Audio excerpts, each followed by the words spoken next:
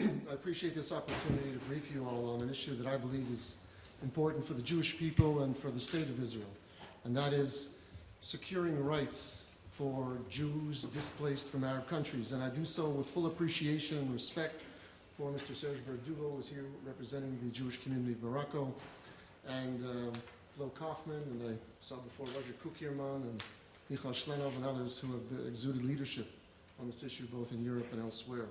And it is no accident that when you hear the term refugees in the context of the Middle East, you immediately think of Palestinians. For indeed, there is a well-orchestrated campaign to ensure that at every international gathering, be it the United Nations or elsewhere, that Palestinian refugees is the sole issue on the agenda, drawing the attention of government, representatives, the media, and the public. And we hear astonishing figures. 4 million plus Palestinian refugees. It's important to know the facts. Slide, please. I have in your packages, which you can get later on, this is a document we secured from the United Nations High Commissioner for Refugees. Third column down is the UN estimate of Palestinians who became refugees in 1948. 726,000 Palestinians, period. That is the UN number of Palestinians refugees at the time of the founding of the State of Israel. Slide, please. Slide, please. Here's a chart of what we call Jews who were ultimately left or displaced or fled or left voluntarily from Jews from Arab countries. In 1948, there were roughly 856,000 Jews in some 10 Arab countries. You will notice 48, 57, 67, 76. Every time there was a war, every time there was a conflict between Israel and her Arab neighbors, the number of Jews in Arab countries dropped precipitously, whereby today there were some 850,000 Jews displaced from these 10 Arab countries. Now, it is true, particularly in the 20th century, that the treatment of Jews by leaders and Muslim populations varied from country to country. In some places, Jews were forbidden to leave, like Syria, virtual hostages. In other countries, Jews were expelled, like Egypt, government decrees. In some countries, they were formally displaced en masse, like in Iraq. And some countries, Jews lived in relative peace under the protection of the Muslim rulers, particularly countries like Morocco, Tunisia. Serge and I were just talking about how in certain periods of history, Jews and Muslims were a model of coexistence, how Jews and Arabs could live together in such a Muslim country. However, the results are clear from the figures. Now, where did these Jews go? Next slide, please. About 2/3 of them, about 650,000 Jews, went to Israel. The rest, France, Britain, Australia, Canada, the United States, and elsewhere. Slide, please. It is clear, this document was originally, It is clear that at the time of 1948, even the New York Times recognized the Jews were in grave danger in all Muslim countries. However, unknown at the time was the extent of the threat to Jews in Arab countries, what Professor Erwin Kotler has called the criminal conspiracy of the Arab League. Slide, please. This is a document that was originally uncovered by the World Jewish Congress when it exposed and affixed to a January 1948 memo to ECOSOC the text of a draft law prepared by the Political Committee of the Arab League when they met in Beirut before the founding of the State of Israel, discussing a strategy as to how Arab countries would use their Jewish populations as political weapons in their struggle against the establishment of the State of Israel. This draft law, 7 points, again, presented to the UN by the WJC, among other measures, called for Jewish bank accounts to be taken, seized, the money of which was to be sent to Palestine and given to the Arabs to buy weapons to fight against, quote, Zionist aspirations in Palestine. 2, Jews were required to declare that they were, quote, anti-Zionist. If they were to declare that they were anti-Zionists, then their sons were inducted into the Arab armies with the possibility of being sent to Palestine to fight alongside the 6 Arab armies against the Jews who were trying to establish the State of Israel. As we examine this case, it is essential to underscore that there is no parallel, there is no comparable history, there is no comparable geography nor demography that would allow any just comparison between Palestinian refugees and Jewish refugees. Palestinians were in a war zone. Jews were not in a war zone when they were displaced. Jews were citizens born native to the country in which they left.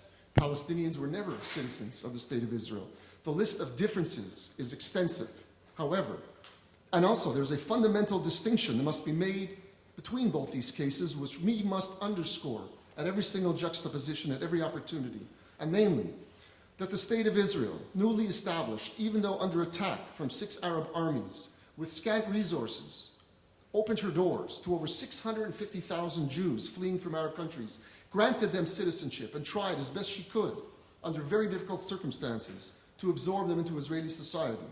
By contrast, the Arab world, with the sole exception of Jordan, turned their backs on displaced Palestinians, sequestered them in refugee camps to be used as a political weapon against the State of Israel for these some 55 and 60-odd years. So there is no symmetry, there is no correlation between the plight, such as it was, of Palestinian refugees and those of Jews displaced from Arab countries. However, I would suggest that there is one important factor that applies to both former Jews from Arab countries and Palestinian refugees, and that is the moral imperative to ensure that the rights and claims of all bona fide refugees are fully acknowledged, respected, and addressed within any putative resolution of the Arab-Israeli conflict.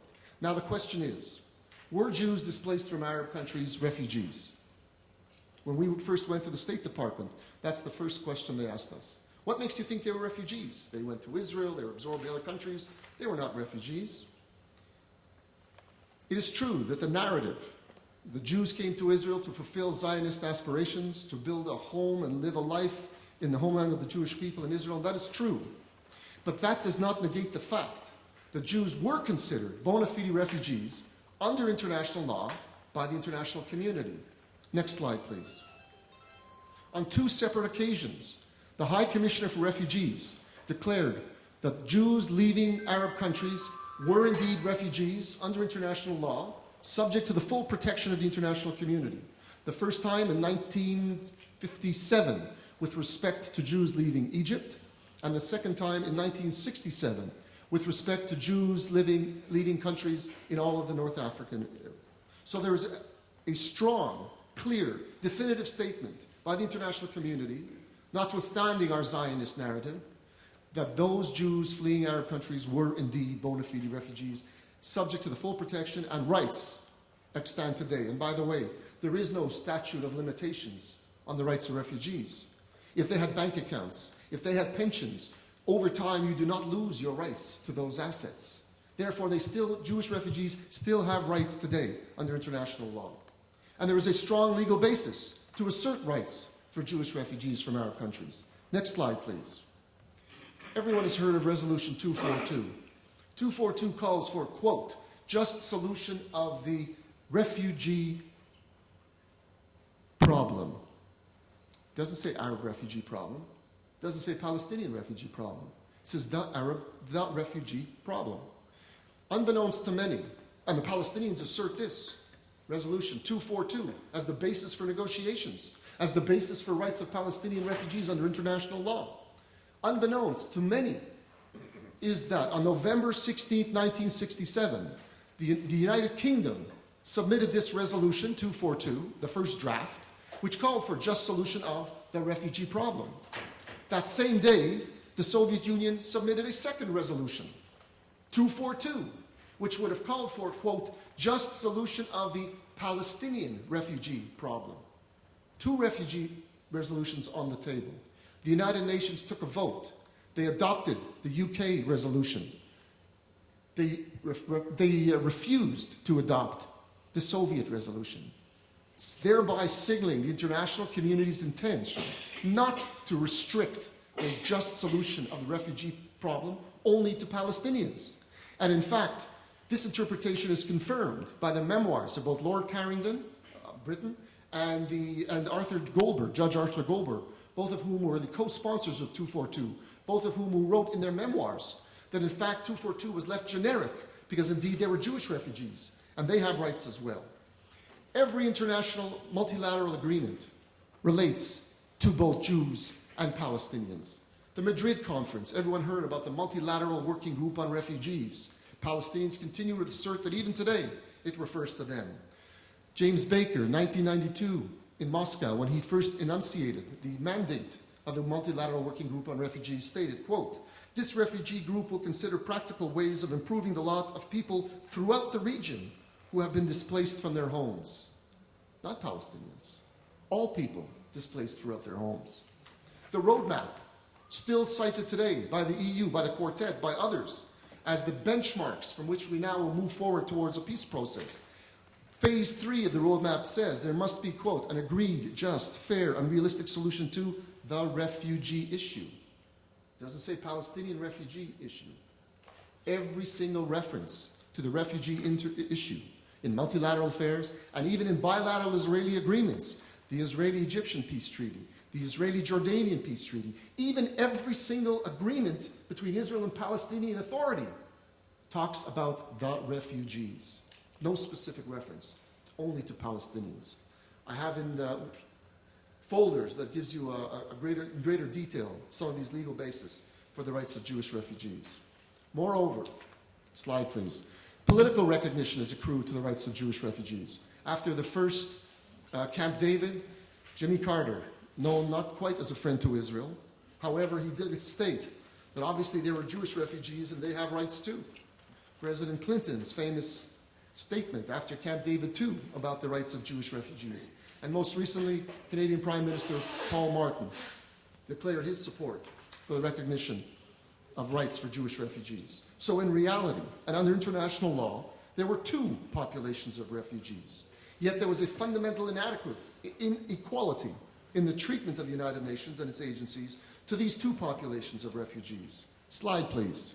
There were 1,063 resolutions on the Middle East since 1948. I know because I went through every single one of them.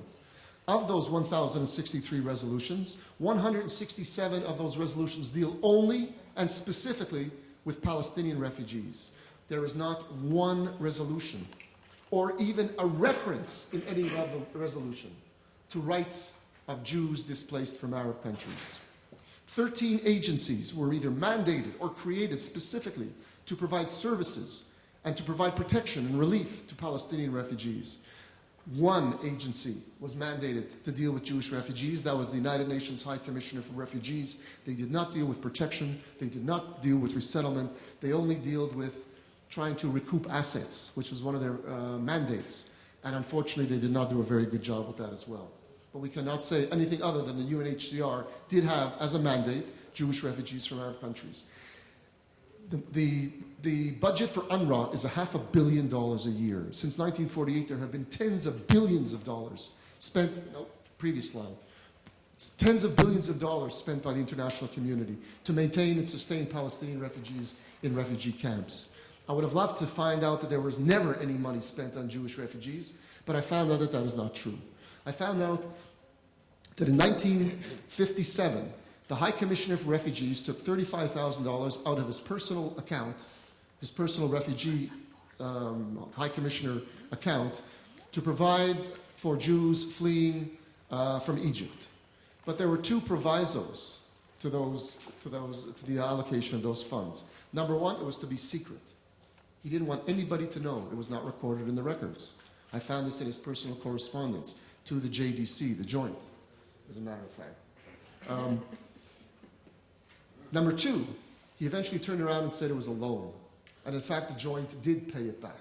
So in reality, there were no funds for the international community given to Jewish refugees. The comparison goes further. I didn't remember that.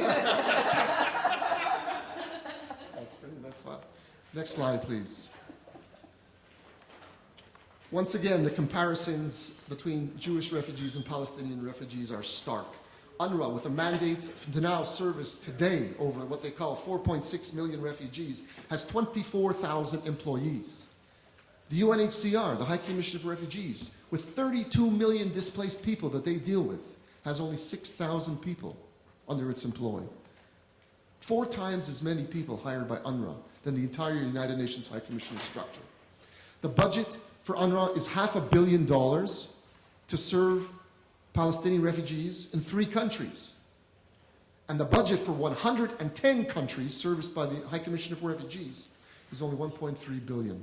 The comparison is remarkable, startling, and obviously unjust. Next slide, please.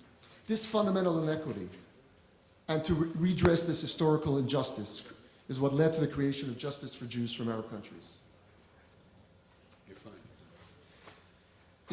In 2002, Justice for Jews from Arab countries, JJAC, was formed by the Conference of Presidents, by the World Jewish Congress, by the American Sephardi Federation, and by the World Organization of Jews from Arab Countries.